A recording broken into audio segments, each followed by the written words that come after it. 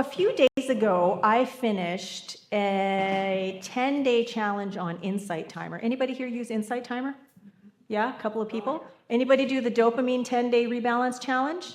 No. It was so good. It's the first challenge that I have done on Insight Timer, and it was so timely, I cannot tell you. So my question here is, who here has a phone? Okay, who here has a laptop or an iPad or tablet or something? Who checks it from time to time? Yeah, maybe a little bit more than you would want to. Okay. Oh, yep. Lots of hands and a big hand in the back there. So part of what happens, not when we actually check, but when we think about checking, is we get a hit of dopamine. Okay? It's not the actual thing, it's an anticipation of the thing. And so dopamine is a neurotransmitter, or basically sort of like an information thing, a messenger that sends information from the brain to the body, that is all about motivation, reward, pleasure, goals, which impacts our behavior and our learning. And it is released, like I just said, in anticipation of something rather than the actual thing. So it's not so much about the reward, it's about the thought of getting the reward. And when we are in harmony with dopamine, then that's when we are clear, we are focused, and this neurotransmitter is released in a balanced way so that when we're working on goals, it actually helps us. But when we do things like scroll on our phones, like check our emails 1,000 times a day, do anything that it sort of becomes habitual and rote and we're not really present for it, we're just doing it out of habit because we've done it so many times and it's easy to do, that's dopamine out of balance. That's addictive behavior. Okay, and so this whole 10-day challenge was about rebalancing so that there was this rhythm of dopamine that was okay and supportive and life-affirming rather than more. And so I got to tell you, it was so helpful for me because right now, as some of you know, Glenn and I are in the midst of trying to find a place to live. And if there's one thing that can keep you addicted to your screens is there anything new coming up? Has this landlord gotten back to me? Do I need to send something back again? Oh my God, that listing, where is it kind of thing, right? And I can feel, I am not someone who spends a lot of time on my phone. I spend a lot of time on my computer working, but I don't spend a lot of time on my phone scrolling or looking. I don't play games or anything like that. Like it's a phone, it's a little internet device when I don't have my laptop in front of me. But right now, I feel this like icky pull towards this little tiny thing because I want to find a place to live. And I feel like sometimes if I just keep checking, if I don't do it often enough, I'm going to miss something, right? Well, is that knowing? No, not really. So anyway, this dopamine challenge, every single day there was something new that we were doing. It was like maybe an 8 to 10 minute practice, which went by like that, I have to say. And it was about interrupting those automatic impulses. It was about noticing. It was about navigating urges. It was about reducing stimulation. And it was about restoring sensitivity so that we could rebalance this natural rhythm of dopamine so that it could actually support us rather than pull us into addictive behavior. And so as I'm looking, I'm really noticing how I'm reacting and responding and having to, I keep my phone in a different room most of the time, but I'm having to consciously do that more and more often, even as we search, because I'm the one who's doing most of the searching. I'm the one who's writing them all and interacting with people who are getting back to me. I'm one putting the packages together and whatever. And so I really, really appreciated day 10, the last day of this challenge, which was all about music. And so I actually want you guys, if you have a phone near you, I want you to pick up that phone right now. Pick it up. Pick it up, turn it on, check some social media or an email or a text, okay? What?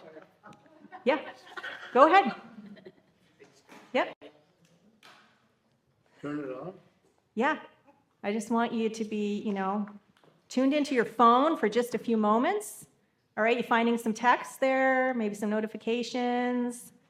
If you're on social media, you finding something that's catching your eye. You guys are communicating with each other. That's hilarious. Okay. I think I know what that thumbs up is about. Okay. All right. Now put your phones down. Jeez Louise, in the middle of my talk? Come on. Put your phones down. And I want you to close your eyes. Yeah, turn them off and put them down. And I want you to close your eyes as Carl plays us something for about a minute.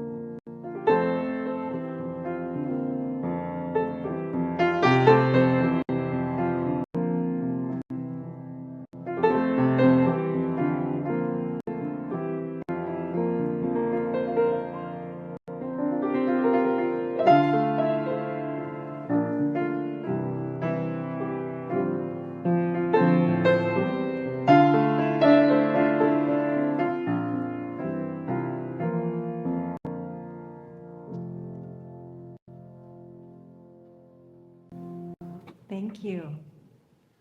All right. So both of those experiences release dopamine for you. The checking of the phone, whether it was text or email or social media, and then listening to music.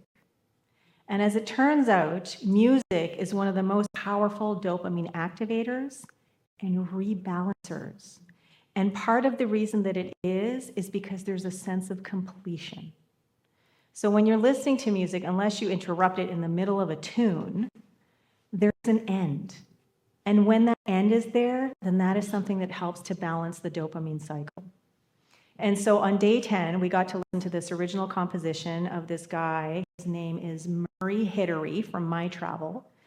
And at the very beginning, he says, "Today our systems are trained for rapid novelty, rarely allowing for experiences to fully complete. Yet with music, there is this arc that happens. Clearly there's a beginning, right? And then there is this sense of anticipation that moves into resolution and then ends with completion. And that is something that is very anchoring and grounding for us. And so this is not unlike our spiritual practice, right? Like most of the time, we get to choose, let me back up. All of the time, we are choosing, okay? One of the things that we talk about in New Thought teaching is personal responsibility. Personal responsibility is not only available, but it is possible because every single moment, whether we are aware of it or not, we are choosing. From a quantum perspective, we are observing.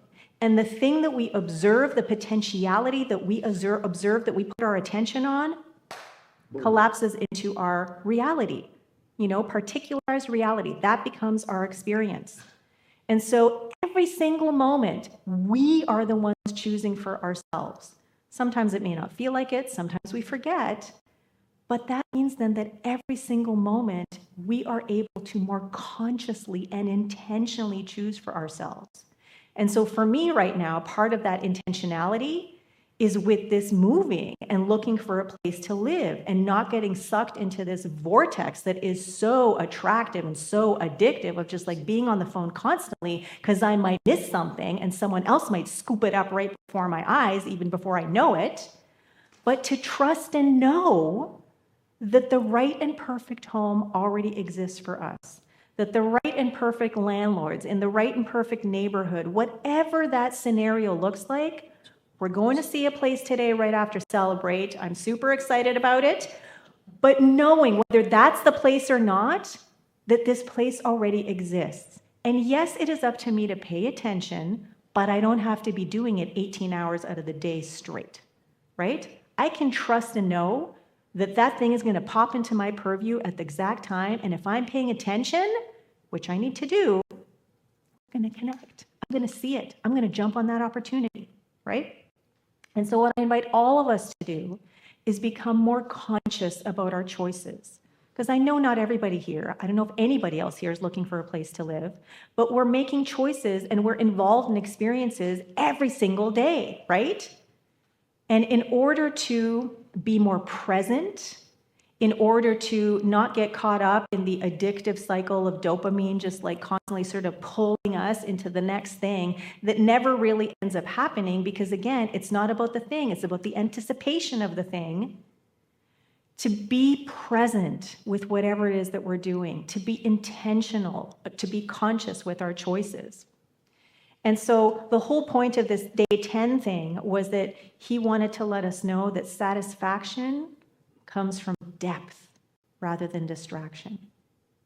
And so because we are always choosing, my invitation is the title of my talk today, Choosing Depth Over Distraction. Now, when I was looking for a photo to go with this, I had no idea what I wanted. And there was even someone like doing this thing. I thought, yeah, that's pretty cool because like, you know, what's happening in the thing, there's all these distractions. But then I saw this and I thought, this, because it is about focus. It is about being present. And the thing is, you can't just automatically walk up to one of these things. You got to put in your 25 cents or your loonie or whatever it is, right? You have to make a step, you have to take action, and you have to do so intentionally. It doesn't just happen. And then you're focused. You're focused and you're paying attention to the thing that you want to and are meant to be and have chosen to pay attention to in that moment. And so we always can be choosing depth over distraction, right? Sometimes we're going to get distracted. I mean, that's just the way things are. There is so much vying for our attention going on around us all the time.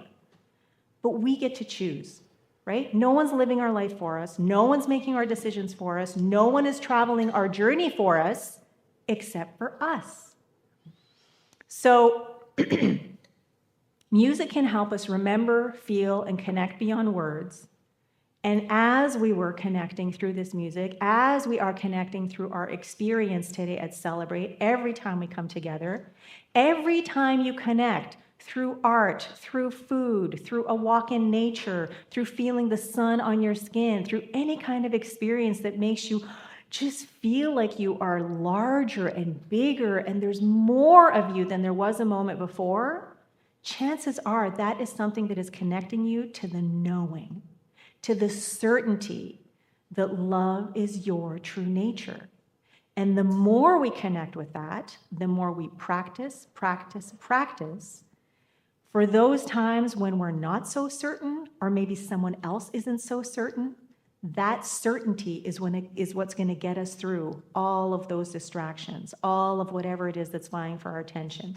That's what's going to get us through the overwhelm, the anxiety, the, oh my gosh, the war happening on the other side of the world. Oh my gosh, this person cut me off in traffic. Oh my gosh, do I have enough money to get through to, next week with the bills?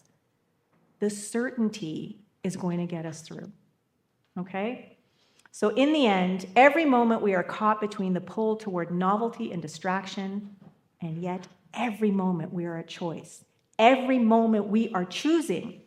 So it's up to us to keep choosing consciously, to keep choosing depth over distraction, to continue living with the certainty that love is our true nature.